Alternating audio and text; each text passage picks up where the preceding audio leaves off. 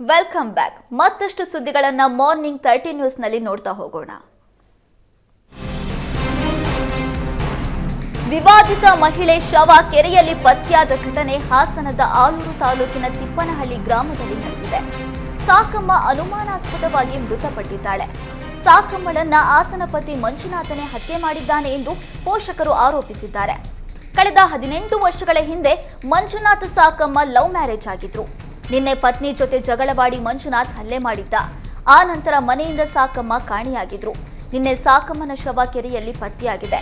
ಪತಿ ಮಂಜುನಾಥ್ ಕೊಲೆ ಮಾಡಿ ಶವವನ್ನ ಕೆರೆಗೆ ಬಿಸಾಡಿದ್ದಾನೆ ಎಂದು ಪೋಷಕರು ಆರೋಪಿಸಿದ್ದಾರೆ.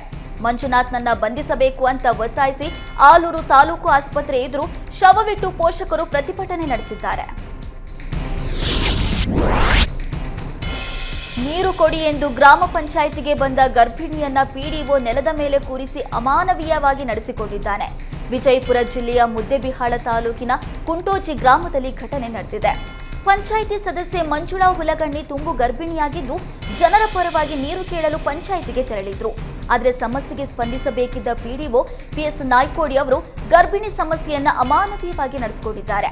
ಸದಸ್ಯೆಯನ್ನ ಪಂಚಾಯಿತಿ ನೆಲದ ಮೇಲೆ ಕೂರಿಸಿದ್ದಲ್ಲದೆ ಕುಡಿಯೋದಕ್ಕೆ ನೀರು ಕೂಡ ಕೊಟ್ಟಿಲ್ಲ ಎನ್ನುವ ಆರೋಪ ಕೇಳಿ ಬಂದಿದೆ. ಪಿಡಿಒ ನಾಯ್ಕೋಡಿ ವರ್ತನೆಗೆ ಸಾರ್ವಜನಿಕರು ಆಕ್ರೋಶ ಹೊರಹಾಕಿದ್ದಾರೆ. ರೈಲು ಹಳಿಗೆ ಸಿಲುಕಬೇಕಿದ್ದ ಪ್ರಯಾಣಿಕ ಕ್ಷಣಾರ್ಧದಲ್ಲೇ ಪಾರಾಗಿದ್ದಾನೆ. ದಾವಣಗೆರೆಯ ರೈಲ್ವೆ ನಿಲ್ದಾಣದಲ್ಲಿ ಘಟನೆ ನಡೆದಿದೆ.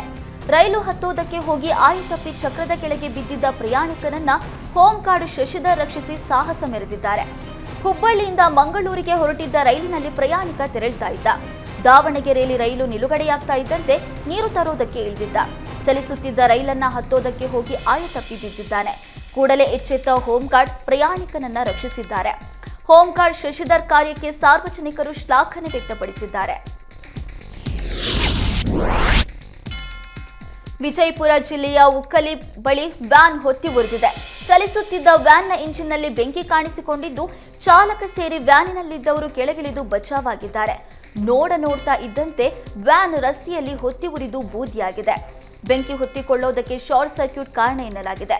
ವಿಜಯಪುರ ಗ್ರಾಮೀಣ ಠಾಣೆಯಲ್ಲಿ ಪ್ರಕರಣ ದಾಖಲಾಗಿದೆ. ಚಲಿಸುತ್ತಿರುವ ಓಮಿನಿ ಕಾರಿನಲ್ಲಿ ಏಕಾಏಕಿ ಬೆಂಕಿ ಹೊತ್ತಿ ಉರಿದಿರುವ ಘಟನೆ ಚನ್ನಪಟ್ಟಣ ನಗರದ ಸಾತನೂರು ರಸ್ತೆಯಲ್ಲಿ ನಡೆದಿದೆ. ಕಾರನ್ನ ರಿಪೇರಿ ಮಾಡಿ ಮೆಕ್ಯಾನಿಕ್ ಟ್ರಯಲ್ ನೋಡುವ ಸಮಯದಲ್ಲಿ ಬೆಂಕಿ ಅವಘಡ ಸಂಭವಿಸಿದ್ದು ಅದೃಷ್ಟವಶಾತ್ ಯಾವುದೇ ಪ್ರಾಣಾಪಾಯ ಸಂಭವಿಸಿಲ್ಲ. ಬೆಂಕಿಯಿಂದ ಕಾರು ಸಂಪೂರ್ಣವಾಗಿ ಸುಟ್ಟು ಕರಕಲಾಗಿದೆ. ಸ್ಥಳಕ್ಕೆ ಅಗ್ನಿಶಾಮಕ ಸಿಬ್ಬಂದಿ ಧಾವಿಸಿ ಬೆಂಕಿ ಆರಿಸಲು ಯತ್ನಿಸಿದ್ದಾರೆ. ಸಿಲಿಕಾನ್ ಸಿಟಿಯಲ್ಲಿ ಎಚ್ಎಂಪಿವಿ ಆತಂಕ ಹೆಚ್ಚಾಗಿದೆ. ಈಗಾಗಲೇ 2 ಮಕ್ಕಳಲ್ಲಿ ಡೆಡ್ಲಿ ವೈರಸ್ ಕಾಣಿಸಿಕೊಂಡ ಹಿನ್ನೆಲೆ ಬಿಬಿಎಂಪಿ ಹೈ ಅಲರ್ಟ್ ಆಗಿದೆ. ಬಿಬಿಎಂಪಿಯ ಎಲ್ಲಾ ಆಸ್ಪತ್ರೆಗಳಲ್ಲಿ ಮುಂಜಾಗೃತಾ ಕ್ರಮಕ್ಕೆ ಸೂಚನೆ ನೀಡಲಾಗಿದೆ. ಈಗಾಗಲೇ ಪಾಲಿಕೆಯ ವೈದ್ಯರ ಜೊತೆ ಒಂದು ಸುತ್ತಿನ ಸಭೆ ಮಾಡಿದ ಆರೋಗ್ಯ ಇಲಾಖೆಯ ಆಯುಕ್ತರು ಸರ್ಕಾರದ ನಿರ್ದೇಶನದಂತೆ ಕ್ರಮಕ್ಕೆ ಮುಂದಾಗಿದ್ದಾರೆ. ಪಾಲಿಕೆ ವ್ಯಾಪ್ತಿಯ ಆಸ್ಪತ್ರೆಯಲ್ಲಿ ಪಿಸಿಆರ್ ಇಲ್ಲದಿರುವ ಬಗ್ಗೆ ದೂರು ಹಿನ್ನೆಲೆ ಖಾಸಗಿ ಆಸ್ಪತ್ರೆಗಳಿಂದ ಟೆಸ್ಟಿಂಗ್ ಕಿಟ್ ಪಡೆಯುವುದಕ್ಕೆ ಸೂಚನೆ ನೀಡಲಾಗಿದೆ. ಒಂದು ವೇಳೆ ಎಚ್ಎಂಪಿ ವೈರಸ್ನ ಗುಣಲಕ್ಷಣ ಕಂಡುಬಂದರೆ ಎನ್ಐವಿಗೆ ರಕ್ತ ಮಾದರಿ ಟೆಸ್ಟ್ಗೆ ಕಳುಹಿಸುವಂತೆ ಸೂಚನೆ ನೀಡಲಾಗಿದೆ.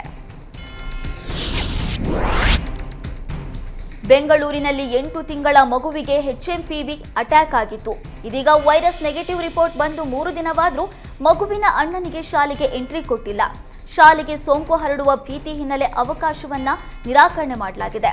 ಸರ್ಕಾರಿ ಶಾಲೆಗೆ ಹೋಗ್ತಾ ಇದ್ದ 5 ವರ್ಷದ ಬಾಲಕನಿಗೆ 15 ದಿನ ಶಾಲೆಗೆ ಕಳುಹಿಸದಂತೆ ಪೋಷಕರಿಗೆ ಸೂಚನೆ ನೀಡಲಾಗಿದೆ. ಶಾಲಾ ಆಡಳಿತ ಮಂಡಳಿ ನಿರ್ಧಾರಕ್ಕೆ ಪೋಷಕರು ಬೇಸರ ವ್ಯಕ್ತಪಡಿಸಿದ್ದಾರೆ. ಚಾಮರಾಜನಗರದಲ್ಲಿ ಬೆಳ್ಳಂಬೆಳಗ್ಗೆ ಕಳ್ಳರು ಕೈಚಳಕ ತೋರಿದ್ದಾರೆ. ಮನೆಯೊಂದರಲ್ಲಿ 3/4 ಕೆಜಿ ಚಿನ್ನ, 15 ಕೆಜಿ ಬೆಳ್ಳಿ, 5.50 ಲಕ್ಷ ನಗದು ರೂಪಾಯಿಯನ್ನು ದೋಚಿ ಕದೀಮರು ಎಸ್ಕೇಪ್ ಆಗಿದ್ದಾರೆ. ನಗರದ ಪ್ರಜಾಪಿತ ಬ್ರಹ್ಮಕುಮಾರಿ ಕಚೇರಿ ಎದುರಿನ ಮನೆಯಲ್ಲಿ ಘಟನೆ ನಡೆದಿದೆ. ರೇಣುಕಾ ಎಸ್ ಕುಮಾರಿ ಎಂಬುವರು ಮನೆಯಲ್ಲಿ ಕಳ್ಳತನವಾಗಿದೆ. ಮನೆಯವರು ಹೊರಗೆ ಹೋಗಿದ್ದ ಸಂದರ್ಭದಲ್ಲಿ ಖದೀಮರು ಮನೆಯ ಮುಂಬಾಗಿಲ ಮೀಟಿಯನ್ನ ಒಳನುಗ್ಗಿ ದರೋಡೆ ಮಾಡಿದ್ದಾರೆ. ಸ್ಥಳಕ್ಕೆ SP doctor BT Kavitha, additional SP Shashidhar ಭೇಟಿ ನೀಡಿ ಪರಿಶೀಲನೆ ನಡೆಸಿದರು. ಪಟ್ಟಣ ಪೊಲೀಸರು ಪ್ರಕರಣವನ್ನ ದಾಖಲಿಸಿಕೊಂಡು ಕಳ್ಳರಿಗೆ ಬಲೆ ಬೀಸಿದ್ದಾರೆ.